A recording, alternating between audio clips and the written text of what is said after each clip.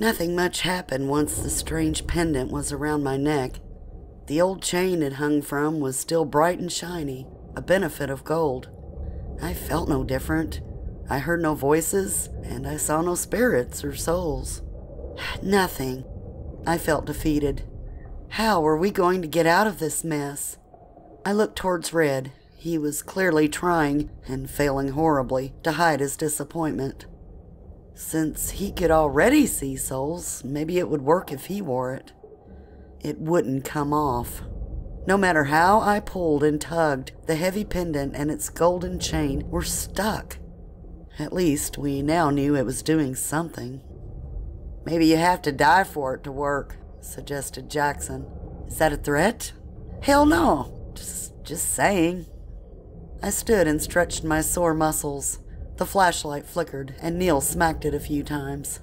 In the jerky light trail from Neil's abuse, something shined. "Neil, point that over there," I pointed. The head of Thronebones' staff stuck out from the rubble. The four of us pounced it, carefully digging through dirt and stone until we freed the staff.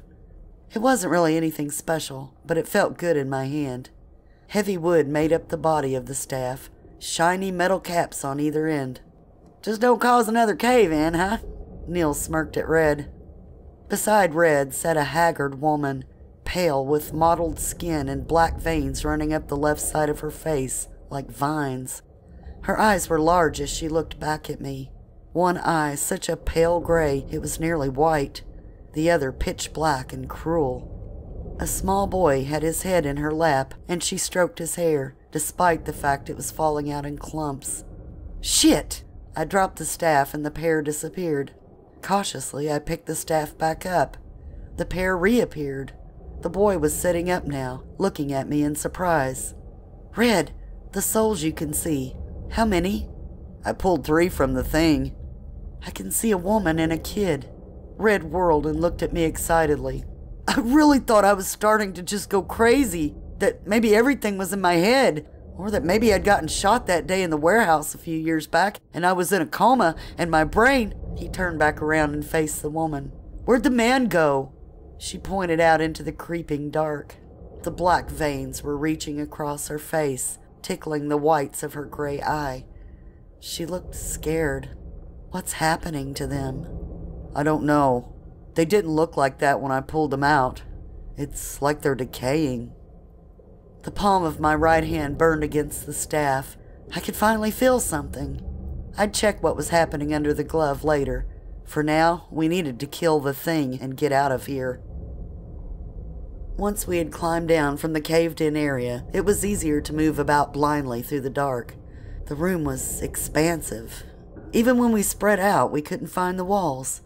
Scared to lose each other, we maintained physical contact, making the slowest conga line ever, shuffling through the dark. "Those skeletons' armor were fairly Germanic looking, right?" I pondered. Guess so. I mean, we are in Germany at the moment, so," Jackson assumed. The souls just looked confused at our words. "What do you think the German word for illuminate is? Maybe the staff could go all Lord of the Rings and light the room." "Why German? You do realize that we all understood what Thronebones was yelling, right? I mean, how convenient is that? He'd been down here a few hundred years, but speaks 21st century English. I kinda assumed it was some kind of magic, so that they could communicate with their foes." Neil shrugged. "Try English. Just don't drop us into another cave." Red shined the light on me for effect as I cleared my throat and slammed the end of the staff onto the floor. "Illuminate!" Nothing. I tried again. "Light!" Nothing. I lifted the staff into the air, and the small, ragged soul of the child caught the hem of my pants and tugged. He pointed at Red and made a gesture like he was lighting Red's Zippo. "Fire!" Hot light flew from the top of the staff, igniting dozens of torches on the walls and temporarily blinding us. When my eyes had adjusted to the light, I was suddenly glad we hadn't found the walls. We were in a giant catacomb. Hundreds of soldiers, each in their final resting place, lined the walls. Floor to ceiling shelves filled with the dead. A mural on the floor made of stone, bone, shell, and glass depicted a lone man standing before a giant swirling black monster. Hundreds of dead lay between them. The monster's mouth was open, rows of sharp and jagged teeth within sucked whirls of smoke off the dead bodies. In turn, the brave warrior pulled the smoke from the monster and into a round object in his left hand. In his right was my staff. "I think those are supposed to be souls." Jackson leaned down and traced the fingers of his good hand over the smoke-like swirls. Unbeknownst to him, the boy squatted beside him and mimicked his movements. Red grinned at me. Torches began winking out ahead of us. "Found the thing!" This time, we rushed into the darkness. The monster was clawing at the ceiling when we got to her.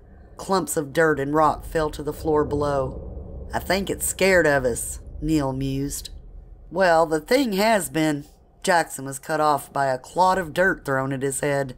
"The thing! The thing! I am the Soul Eater. I am not a thing. I won't let you take my pretty souls. They are mine." She threw more dirt before resuming her chaotic digging. The male soul crawled out of the shadows. I didn't know what he had looked like before, but he was terrifying now. His limbs were spread out and bent at 90-degree angles. He came at us like a demonic crab. Maggots dripped from the sockets his eyes used to reside in. The woman soul turned and hid the boy's face in her belly. The soul eater sniffed and tasted the air. She dropped to the floor and swiped up the man's ruined soul and stuffed it in her mouth. He crunched and popped like a squished beetle. Pus-yellow slime dribbled down her chin. Soul Eater threw back her head and laughed. "I am feeling better now." She charged at us as Red ran straight for her, Babe's blade glistening in anticipation. Her engorged belly ripped open and spilled out demented souls. Soul Eater screamed and scrambled away. She'd backed herself into the hole she'd dug. Red, always a show-off, pulled back his arm and prepared to launch Babe at her. The axe cut through the air with a hiss and a bellow. "Babe, now!" "Red, no!" Babe emerged in all his raging glory. Soul Eater opened her mouth wide in excited anticipation. He sped toward the Soul Eater, his massive hooves shaking the room, threatening to bring the cave ceiling down on us. Soul Eater's mouth stretched obscenely wide, bones cracking with the effort. Her jaw hung against her breast. She wanted to swallow Babe in one gulp. The mighty blue ox lowered his head and slammed into her. Together they broke through the rock wall and rolled into the misty twilight beyond. Babe's massive horn had gored a gaping hole through Soul Eater. Festering souls dripped out and splattered on the ground. Soul Eater clamped her teeth down into Babe's hulking shoulder. "No!" Red was screaming and running before any of us could stop him. Jackson and Neil were hot on his heels, nearly foaming at the mouth to leave the cave and enter the fray. Such hotheads. As I climbed carefully as I could from the still complaining cave, I turned and offered the female soul my hand. She was clearly struggling, trying not to turn into the abomination the man had. The ground was shaking as Babe and Soul Eater thrashed about. Red hacked holes into her and pulled out souls in an array of decay. Jackson flung his chawgram at her, trying to release her hold on Babe. Neil tried to fend off the monster souls. Soul Eater desperately clung to Babe, starved but determined. A soft tug on my pants. The boy raised his hands into the air as if in worship. His eyes were filled with fear and beginning to blacken. He raised a tiny fist and slammed it down, then raised both hands back up, palms to the sky. I got the general idea. I slammed my staff down and screamed out, "Rise!" Soul Eater had 1/4 of Babe in her disgusting mouth, sucking him down like a snake. The ground beneath us vibrated with a constant, rhythmic beat. I saw them before I fully understood my actions. The hundreds of fallen soldiers poured from the cavern behind me. Each set of bones hid a soul within. I hadn't just reanimated a bunch of skeletons. I'd just pulled hundreds of souls from their afterlives. I felt lightheaded and weak, but couldn't decide if it was an effect of using a magic not meant for humans, or if it was the sudden rush of absolute power I now felt. I pointed the staff at Soul Eater as she swallowed all but Babe's tail. "Tear her limb from limb! Save the souls!" My army rushed forwards. Now empowered by Babe's soul, Soul Eater grew. She shook off my army of skeletons and swiped at them. I screamed at Red, Jackson, and Neil to get away. Red had gone feral at the loss of his guardian ox spirit. Jackson and Neil fought back to back, slicing through my horde, not realizing I commanded them now. Every time my skeletons fell, I commanded them to mend and rise. All through the chaos and mayhem, while trees were uprooted and mountains began to crumble, we fought. Soul Eater scooped up my warriors and devoured them whenever she could, spitting their bones into the dirt at her feet. For every soul she stole, I became weaker. There is always a price for great magic. As long as I could live to see my friends, my brothers, survive, I would stand and use everything I had. Lightning cracked and thunder boomed. The bolt, landing in the middle of the battlefield, shattered the earth around it. A woman stood in a pinstripe suit. Soul Eater swiped at her in rage, knocking Lady Suit's fedora off. The striking woman ran a comb through her slick, jet-black hair. She cracked her neck and then her knuckles. "Get back!" she snapped. Her voice sounded like hot, burning embers. The skeletons fell back, taking Red, Jackson, and Neil with them. Lady Suit removed a pair of gunmetal black knuckles from her pockets and slid them slowly over her long fingers. She hopped from foot to foot before slamming a fist into the ground. Thunder boomed overhead and Soul Eater fell on her ass. Lady Suit was on her in a flash.